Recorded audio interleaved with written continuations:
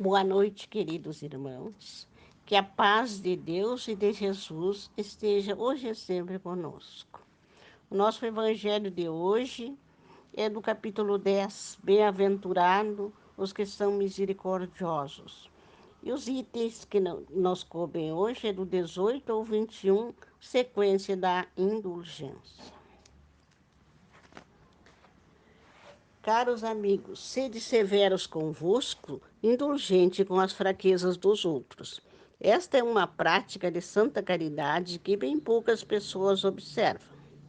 Todos tendes más tendências a vencer, defeitos a corrigir, hábitos a modificar. Todos tendes um fardo mais ou menos pesado que deve ser posto de lado para a escalada da montanha do progresso. Por que então serdes tão clarividentes com o próximo e tão cegos em relação a vós mesmos? Quando deixareis de notar no olho de vosso irmão o cisco que o fere, sem ver no vosso a trave que vos cega e faz caminhar entre quedas? Crede nos espíritos vossos irmãos.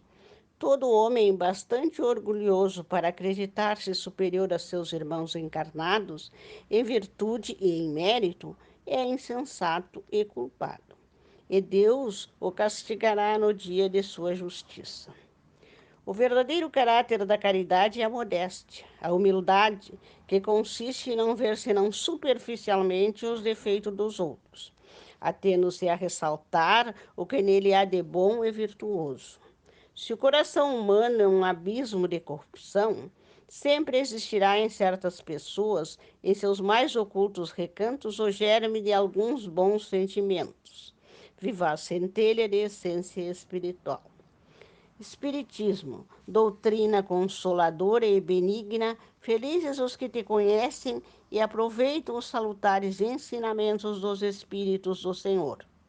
Para eles, o caminho está iluminado e, em toda a extensão da estrada, podem ler essas palavras que lhes indicam o meio de se chegar ao fim: caridade prática, caridade moral, caridade do coração. Caridade para com o próximo, como para si mesmo. Uma palavra, caridade para todos e amor a Deus sobre todas as coisas. Porque o amor a Deus resume todos os deveres, e é impossível amar verdadeiramente a Deus sem praticar a caridade, a qual ele fez lei para todas as criaturas. Do Fetre, bispo de Nevers, Bordeaux. Como ninguém é perfeito, ninguém tem o direito de repreender o próximo? Seguramente não, uma vez que cada um deve trabalhar pelo progresso de todos, e sobretudo daqueles cuja tutela vos é confiada, mas em razão de fazê-lo com moderação para um fim útil e não pelo prazer de denegrir, como se faz na maior parte do tempo.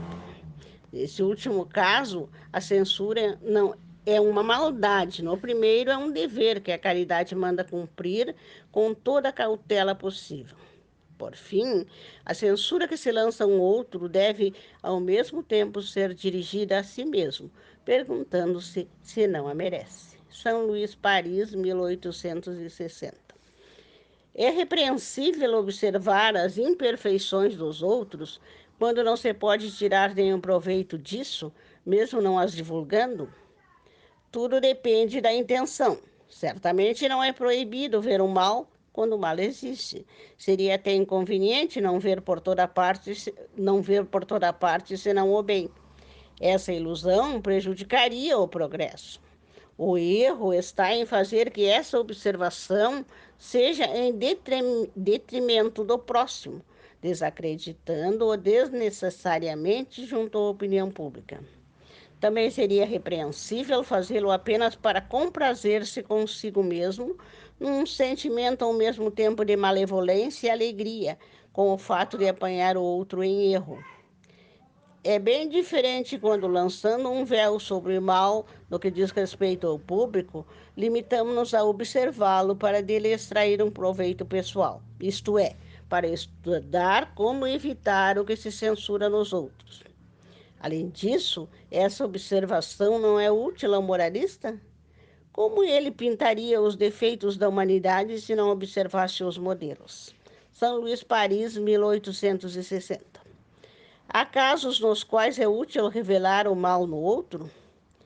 Essa questão é muito delicada e aqui é preciso fazer um chamado à caridade bem compreendida.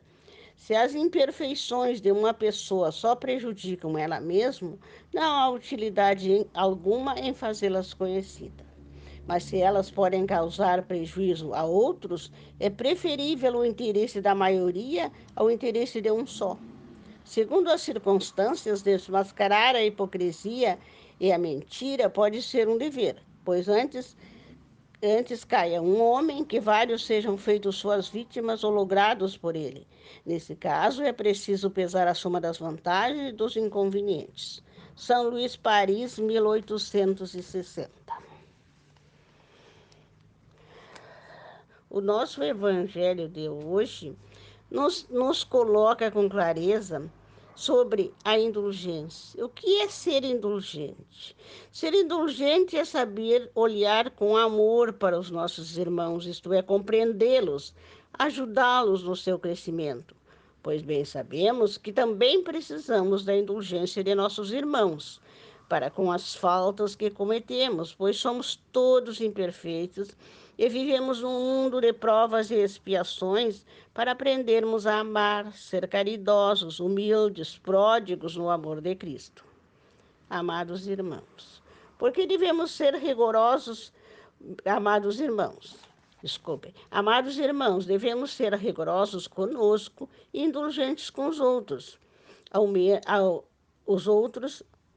ao menos que isso seja para ajudá-lo em sua evolução. Neste momento, queridos irmãos, nos dirigimos novamente à espiritualidade superior para pedir a visita desses irmãos abnegados nos nossos lares, nos lares dos nossos amigos, dos nossos parentes e todos aqueles irmãos que estão sintonizados conosco. Que um raio, uma faísca de amor divino caia sobre nossas cabeças. Te pedimos para cada um de nós um passe espiritual, para o refazimento de nossas energias e o reequilíbrio de nosso centro de forças, trabalhando nossos corpos físicos e espirituais. Te pedimos também, Pai amado, pelos doentes nos hospitais e em suas próprias casas, os doentes do corpo ou da alma. Que onde houver uma criatura humana sofrendo, cheguem os socorros espirituais. Te pedimos, Senhor Jesus, pela fluidificação das águas, que estas águas preparadas por nossos irmãos para receberem este tratamento se tornem medicamentosa para todos aqueles que delas tomarem. Boa noite, queridos irmãos, que a paz e o amor do Cristo permaneçam conosco.